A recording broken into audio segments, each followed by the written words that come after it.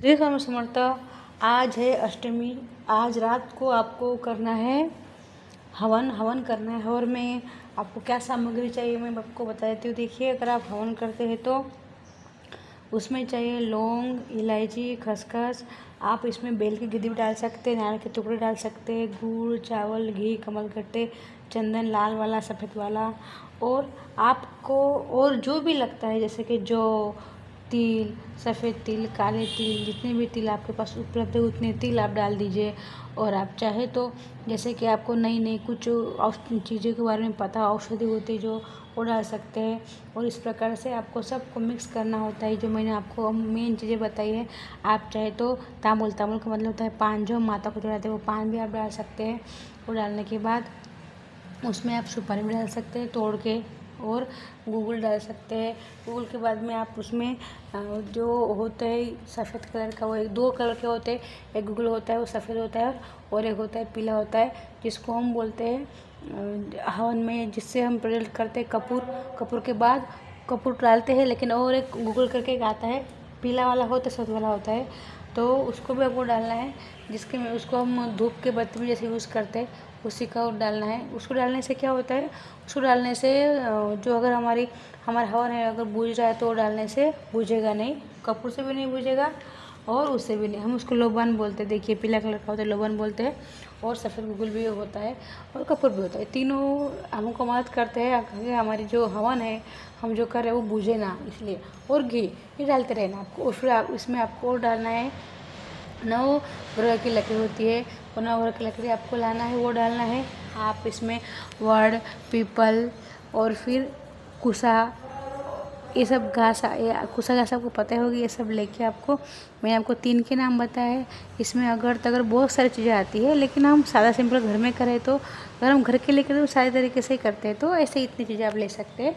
अगर आपको पता है तो आप मुझे बता सकते हैं कि आपको क्या क्या पता है, जानकारी मुझे आप दे सकते हैं।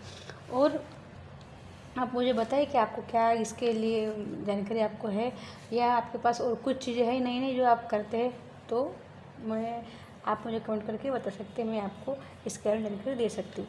तो सुनिए, जो मेरी बहनें होती है वो ज़्यादा पूजा पाठ कर देती है, जेंट्स के तुलना में लेडीज ज़्यादा पूजा पाठ करते हैं। तो मैंने आपको छोटा सीधा सिंपल हवन की सामग्री बताई है।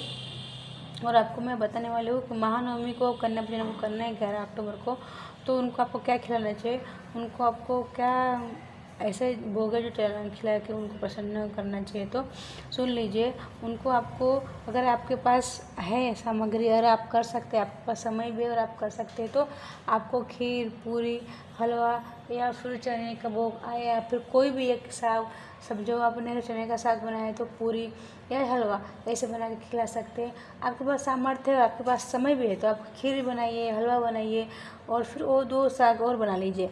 आपके पास समय नहीं है तो आप खाली एक कटोरी में उनको थोड़ा हलवा और चने, काले चने भी प्रसाद के रूप में दे सकते हैं, 2 चीज़ें। और चाहे तो एक एक पूरी दे सकते हैं, नहीं तो दोनों आप दे सकते हैं, ऐसा कर सकते हैं। फिर आपको उनकी पूजा किस तरह करना चाहिए, उनकी पूजा इस तरह से करनी होती है। उनके पैर धुलाने पड़ते हैं, जब वो आते हैं उनके चरण धुलाने पड़ते हैं। चरण धुलने के बाद पट्टे के ऊपर खड़े रखे, चरण धुलाने के बाद उनको पोंछना पड़ता है। पोंछने में उनको अलता लगाता है। अलता का मतलब वो पता है, जैसे लाल कलर का जो एक वाटर आता है, वो पूरे लाल पैर को हम लाल करते हैं, वो लगाना पड़ता है। उसके उनको अच्छे से आसन में बिठाना पड़ता है। उनको फिर वह हल्दी उनको लगाना पड़ता है, अक्षत लगा चढ़ाना पड़ता है, फूल चढ़ाना पड़ता है, उसको उनको जिमाना पड़ता है। नहीं जिमा तो प्रसाद हाथ में लेना पड़ता है एक कटोरी में।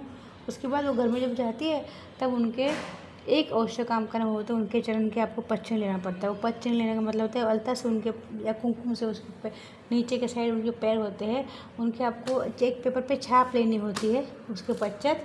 और छाप लेने के बाद आपको वो अपने तिजोरी में हमेशा रखनी होती है, जिससे घर में धन हमेशा बरसा रहता है, धन की बरकत होती है। एक चीज़ आपको करनी होती है।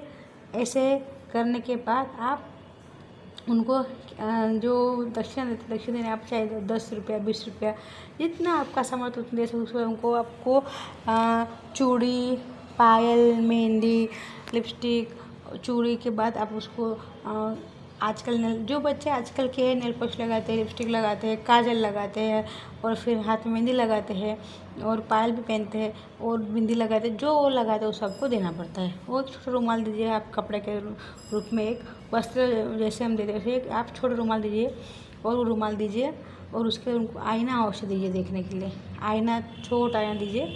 तो इतना आपको देना पड़ता है। ये आवश्यक जानकारी मैंने आपको बताई, ये बहुत ही अति आवश्यक, बहुत लोग भूल जाते हैं लेकिन ये नहीं भूलना है। इस प्रकार से आपको देना है, ये चीज़ें आपको देना, कम से कम 10-12 चीज़ें होती है, ये पूरे मिला के इतना आपको दान करना पड़ता है। और जब जो जाती है उनको दक्षिणा देने के बाद उनके पैर के पद चिन्ह उनको लेने पड़ते हैं, उनकी पूजा करने पड़ती है, वो हमारे तिजोरी में हमेशा के लिए रहते हैं। तो फ्रेंड्स, मैंने आपको जानकारी बताई, आपको अच्छी लगी तो चैनल सब्सक्राइब अवश्य करें। श्री स्वामी समर्थ।